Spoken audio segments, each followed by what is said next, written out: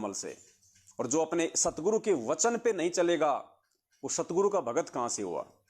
भले ही वो अपने आप को भगत कहें, लेकिन जो अपने गुरु के इस वचन पे चल के, और इन जितने भी काल प्रेरित लोग हैं जो मैनेजमेंट वाले, जब तक इनसे नाता नहीं तोड़ेगा, इनके साथ में संघर्ष नहीं करेगा, इन्होंने जो अज्ञान और पाखंड फैला रखा है, वो सतगुरु का भगत 7 जन्म नहीं हो सकता।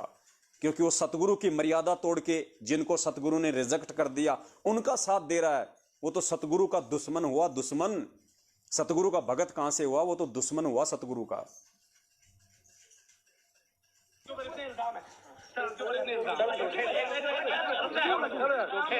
झूठे कैसे हैं आपके ऊपर? आपके गुंडे इतने खड़े थे वहाँ पे, हजारों आदमी हरियाणा पुलिस से। मेरे नीचे राष्ट्रीय समाज सेवा समिति नहीं तो आपकी समिति है।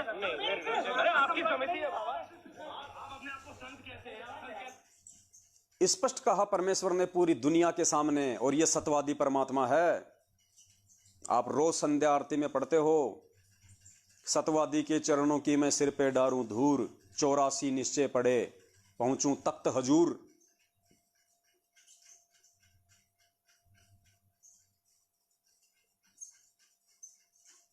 और ये वाणी क्या कह रही है परमात्मा की? कि परमात्मा ना झूठ कह सकता है और ना झूठ होता है। तो जो वचन अभी आपने सुने गुरुदेव के मुख कमल से मैनेजमेंट वालों के लिए, वो झूठे नहीं हो सकते। गुरुदेव ने पूरी दुनिया के सामने कहा है लाइव। अगर कल को यह साबित हो गया कि यह राष्ट्रीय समाज सेवा समिति संत रामपाल जी महाराज जी की ही है, पुण्यात्माओं, इस परमेश्वर की कोई भक्ति नहीं करेगा दुनिया में। क्योंकि परमात्मा ऑटोमेटिक दोगले साबित हो जाएंगे, और भगवान दोगला हो नहीं सकता। तो झूठ कौन बोल रहा है यहां पे? यहां पे गलत कौन है? काल का एजेंट कौन है? इस चीज को आप लोगों ने समझना पड़ेगा, और उसके विरुद्ध खड़े होकर ज्ञान आधार से संघर्ष करना पड़ेगा। सुनो गुरुदेव के मुख कमल से कि परमात्मा ना झूठ कहता और ना उसका बोला हुआ झूठ होता। तो आप लोग किसका साथ दे रहे हो? किसके आगे डर रहे हो, झुक रहे हो? ये अपना लेवल स्वयं चेक कर लिया करो। 600 वर्ष पहले चौराहे पर खड़ा होकर कहा करते परमात्मा, जहां ये ब्राह्मण कथा कर रहे होते थे तो उस समय परमात्मा को बहुत मार पड़ा करती थी, पीटा करते थे, घसीटा करते थे। लेकिन परमात्मा सत्य है, उसके वचन सत्य है, उसका अस्तित्व सत्य है। वो झूठ ना कह सकता और ना ही वो झूठ होता है। ना झूठ वो कह सकता और ना वो झूठ होता है। परमात्मा सत्य है, परमात्मा का अस्तित्व सत्य है, और ना वो झूठ कहता और ना उसका कहा हुआ झूठ हो सकता।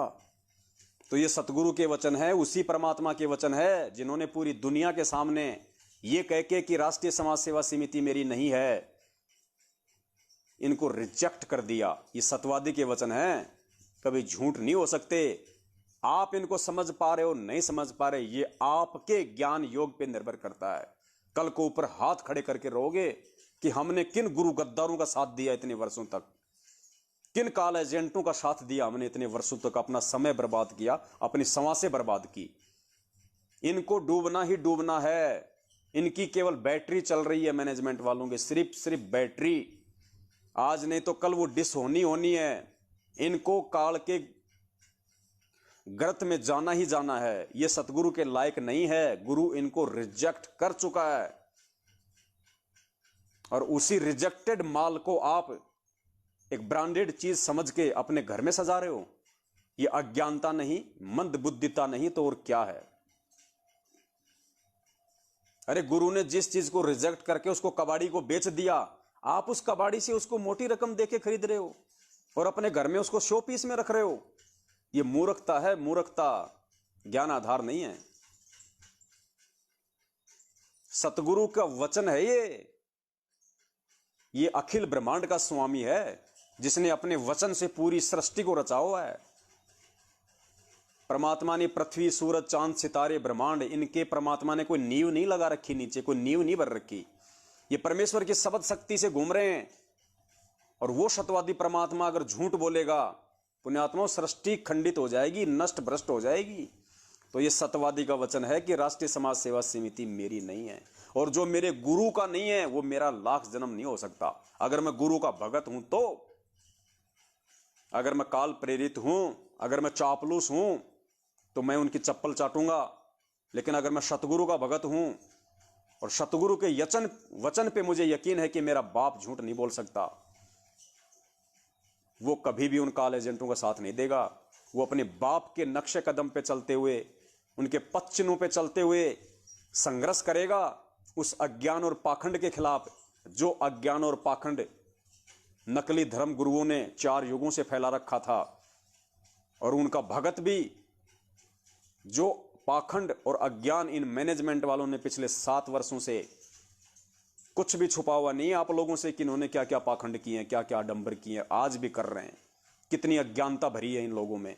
और इन लोगों की उल्टी हरकतों के चलते हजारों की संख्या में भगत भाई बहनों ने अकाल मौतें प्राप्त की हैं। उसके बाद भी आप इनका सहयोग कर रहे हो, आप इनके सामने झुक रहे हो। अरे आप इनके टुकड़ों पे पल रहे हो क्या? जबकि ये आपके टुकड़ों पे पल रहे हैं।